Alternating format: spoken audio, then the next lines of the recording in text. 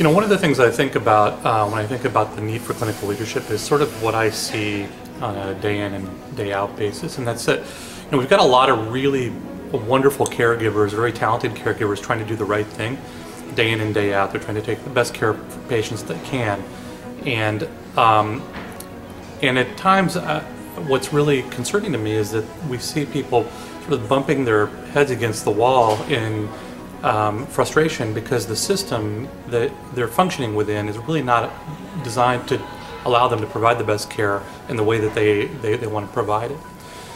So what we have is a workforce of clinicians that is struggling to do the right thing in the system the way it's currently designed. So with that said, what do we do about it? I think that the opportunity right now really is around clinical leadership and the opportunity to sort of take a step back and say, let's redesign the system. Currently the system that we have is hurting patients. It's not providing the optimal outcomes. It's expensive, and it's burning out our workforce. So what can we do if we had to design a system that actually energized and nourished our workforce, that was able to provide not just better outcomes, but the best possible outcomes for patients in a consistent fashion and safe fashion? What would that look like? So the value of clinical leaders in this regard is that they're closest to where the work is done, and if you talk to them and you get to the front lines, you really understand that they see a lot of sort of opportunities for improvement and a lot of the waste that goes on in the system.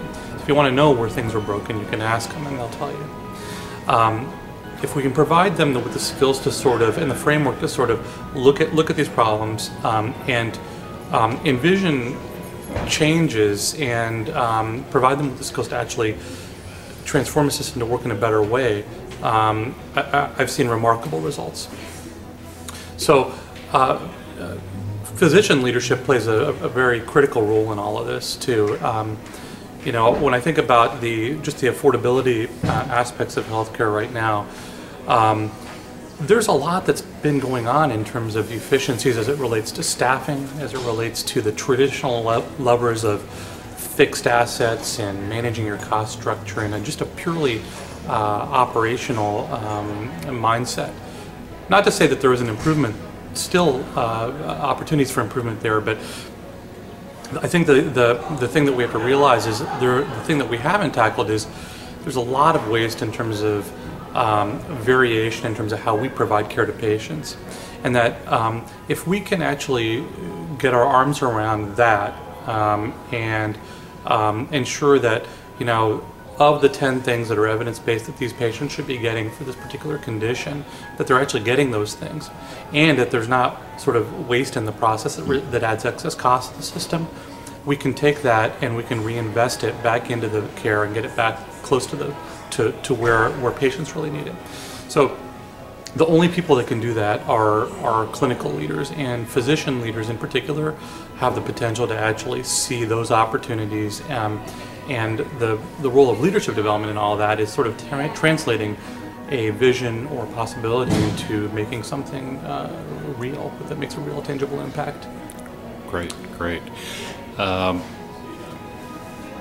Can meaningful change take place without physician leaders involved? I don't think so. I think that there's a lot of change that I think will be limited if we don't have fully engaged, visionary physician leaders. So there's a few examples of this. In order to get meaningful change, you need to have physician leaders at the table, mainly because it's not only in terms of helping to expand the scope of and envision what's really possible in terms of creative solutions. I think it's also because in order to enact a lot of those solutions, to make these visions reality, it's going to involve physician to physician conversation. So as an individual doc, I might think that I've got the best idea in the world, and I might assume wrongly that all of my colleagues think the same thing. That's not the case. I mean, sometimes we all want to do the right thing, but we have different ways of going about it. And so the key is, shifting the the ownership of the issues, the problems to solve, to a group of physicians that are able to actually work through that and come to a collective solution that actually can make a meaningful difference. So I think if you try to solve problems without physicians involved or without physicians leading it, you're going to get stuck in the sense that the ownership, the implementation, the accountability for the solution is not going to be there. Can you comment on the response that you see from your physician leaders to the PLI approach? So my physician leaders have are thrilled to be here. They're I think initially when we started to talk about the ideas for change in the system, one of the first things that came up among the group was, you know what, we've got great ideas and we know it's the right thing to do, and we don't know necessarily the right way to go about it or have the tools or skills to do that. So one of the things out of the gate was for these folks to say that we really see the need for physician leadership. We want to be a part of this, and we want to develop our skills and capacity to lead this change. So being here, they've been excited. This has been a number of months in the planning, and the engagement, the creativity, the aha moments, the ability to challenge one another and to see new perspectives that they hadn't envisioned before. Just observing that, and as the group goes through that process, is really a rewarding thing. It's fantastic. Great. Do you envision that as a part of the Leadership Institute, where they're going to receive coaching and somebody working with them throughout that process will be valuable?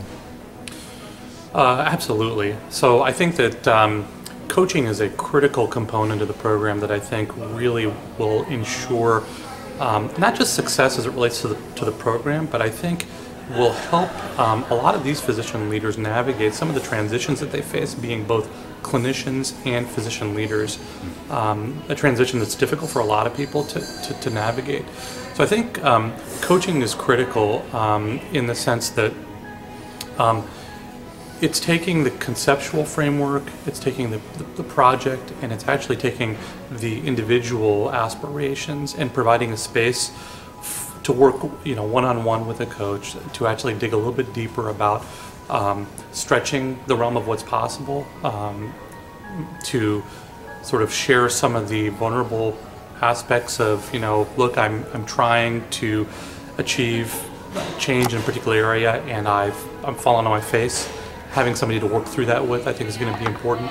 And then I think finally, the assistance in working one-on-one with a coach just to help strategize and be a thinking partner through the whole process of how do I get success, how do I get unstuck, is invaluable. Mm-hmm. How important to CHI do you view the projects that they're going to be working on that are projects that CHI has identified as important to the organization? So the projects that the group are going to be working on are of vital importance to Catholic health initiatives. We are in the process of transforming our organization to one that has the ability not only to thrive in the current environment, but also to evolve to a place where we can manage populations effectively.